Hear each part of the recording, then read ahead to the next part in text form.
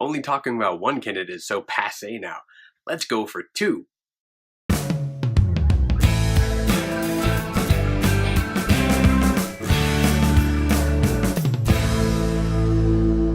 I'm a Little Flavors. Welcome to another episode of the Motley Stew Show. My name is Luke Goldstein. I'll be your host as usual. And the last couple of weeks, we've been doing open letters to the candidates who have recently announced for the 2016 presidential campaign. This week's a little different because we've had two candidates since the last time we've talked. Instead of doing an open letter to both candidates, let's just talk about those candidates in the way that they differ. Now, on the Republican side, we are now adding Senator Marco Rubio from Florida to the mix. And on the Democrat side, the worst held secret in political history, Hillary Clinton finally decided to announce to run. Now, in terms of announcements, it kind of went down like this. Hillary decided instead of actually doing a huge campaign event, she was going to go small. She just released a video online, and she was actually en route to her first campaign stop while the video went out. In fact, it was such a small rollout that most people didn't even know that she was on the road until about 3 days later when she tweeted a picture. Now, Rubio, on the other hand, wanted to make a little bit of a bigger splash. He held an 18-minute speech and a rally at the Freedom Tower in Miami, his hometown. Surrounded by supporters, he gave pretty much the usual campaign speech, nothing too out of the ordinary. Next topic, climate change. Hillary Clinton does believe in climate change, and she believes that much of the science is pretty much proven about it. She's been quoted as saying, "The science of climate change is unforgiving, no matter what the deniers may say."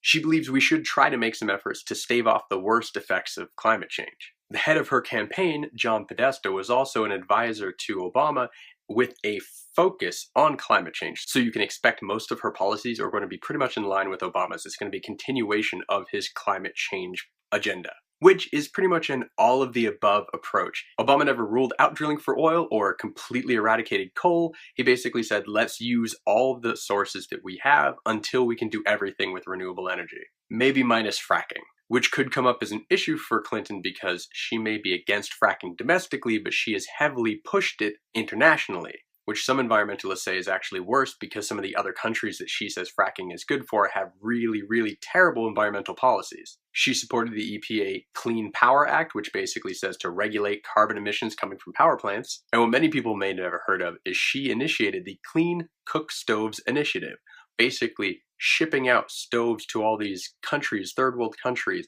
where the women in those houses are using wood fire stoves or coal stoves, which basically is really hazardous to their health in that home. And it also pushes forward deforestation and a bunch of other CO2 emissions. So it really works on a macro level and a micro level to replace these with clean burning stoves. And it wraps right in with her kind of focus on women's health. Now, Rubio, on the other hand, signed the No Climate Tax Pledge, which basically said that he would oppose any legislation that's coming from the federal government that would actually raise taxes in order to fight climate change. He also rejected a Senate measure that said that humans had anything to do with climate change or were the main cause of it, and he wants to push forward legislation to open up federal lands to drilling and oil exploration. Next issue, the Keystone XL pipeline, which by the point in 2016 when we vote for these people may not even be an issue anymore. But let's see what they say anyway. Nothing. Hasn't said a thing about it. Rubio, on the other hand, actually did vote for it in one time, but it didn't pass. But when it did actually pass, Rubio wasn't even there to go to the vote. He skipped it to fundraise in California. It didn't really matter because they didn't need his vote. It passed anyway, and it got to Obama's desk and he just vetoed it. Next issue, gay marriage. Now, during the 2008 campaign, Hillary said that it was an issue that she struggled with, but now she doesn't seem to be struggling anymore. In fact, she wants the Supreme Court to rule on it in June to make it a constitutional right. So she wants gay marriage in all 50 states, and it should be protected. Rubio, on the other hand, says it should be left open to the states, and if people in those states really want it, they should approach their legislators, and they should pass bills in those states saying that it's okay. He also says that gay couples should not get to be foster parents because he doesn't agree with social experimentation. Next issue, healthcare. Hillary Clinton, way back in the day when she was actually the first lady, tried to push a change to the healthcare system. Many people called it Hillary Care, which failed miserably. But, of course, now that Obamacare is in place, she pledges that she will protect the best parts of Obamacare while trying to fix the parts that don't seem to work quite right. Rubio, really nothing surprising here. He's saying what most Republicans are saying, repeal and replace completely. But yet he doesn't really say anything about what he wants to replace it with other than the free market system, which is basically what we had before. So he's got to be more specific about exactly what he sees that he can replace this with. Next issue, Income inequality. Holy crap, she's rich. While not in office, she was taking 7-figure book advances and also 6-figure speaking fees. So we're talking she made a lot of money in between those two time periods when she decided she was going to run for the office. But by now, she's finished driving across country from her house to start off her campaign in a van, basically trying to make her whole campaign look smaller. She's trying to go not necessarily to tell everyone that she is a regular person like them, but that she understands the middle class better than the Republicans do. Will it work? I don't know. It's really theatrical, and a lot of people are already putting it off as phony, but you never know. When you do a lot of one-on-ones, that could really work out in your favor if you're really trying to build a grassroots push. People from her campaign are basically looking at the 2012 election and seeing how easily Obama was taking it to Romney by using him as out of touch and rich, and they're basically going to try to make sure that she doesn't get attacked with those things and uses those same attacks on the entire Republican Party. Also, playing the small game might be a good idea right now because she's the only Democratic person in the primaries, and we've got a long way to go. So she's the only target for the Republican Party, and they've got a lot of infighting to do. Rubio, on the other hand, actually steps a little out of the GOP mold. He plans to attack income inequality by flattening the tax code on one part. He wants to make it a 15% income tax for those singles making $75,000 a year or less. And if you're a couple, it's $150,000 a year or less, all at 15%. And over that, it's 25%. Now, for some in the middle of the road, that's actually going to sound kind of interesting. Could play. But the people on the far right, which is really an important part of the Republican Party right now, they control a lot of the optics. They don't like this at all because it does equate out to a tax hike for rich people. While you say the top marginal rate, what they're paying right now, is 37, it would go down to 25. The problem with that is that it would actually come up to a tax increase because of all the loopholes and deductions that they get to take right now.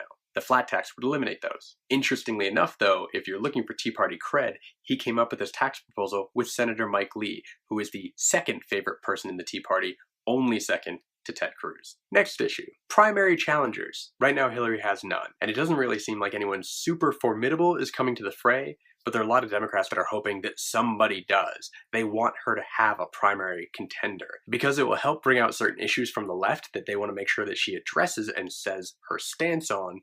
And also, if she is alone, that leaves her as a target for too long, and it is likely that voters may get Clinton fatigue after 15 months of only seeing her. There's been a lot of talk about Martin O'Malley, there's been some talk about Bernie Sanders, and there's a lot of talk about Elizabeth Warren, but she has said pretty much definitively that she will not run.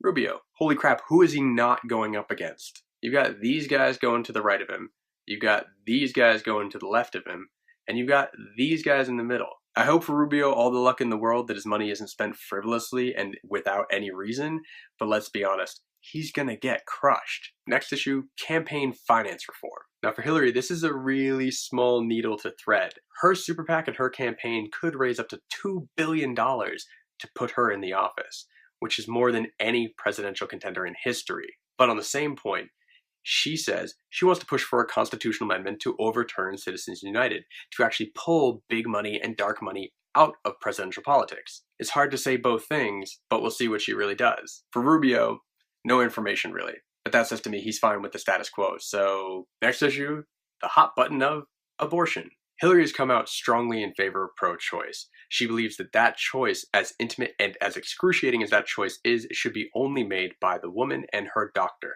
The government should basically stay out of it, with all applicable laws on the books right now holding true, basically saying Roe v. Wade should stay the way it is. She agrees with that. But otherwise, you can pretty much be sure that she would try to roll back all of the further abortion restrictions the Republicans have been pushing over the last few years. Rubio is pretty much exactly the opposite. He would overturn Roe v. Wade. He basically believes that life begins at conception, and he actually voted for giving unborn babies full legal rights, which is basically the personhood amendment, which has failed at every place that has been tried to push. And if that wasn't enough, he also said we should pull out all funding from stem cell research, which is partially connected to abortions because that's where some stem cells come from, but that's not the only place they come from.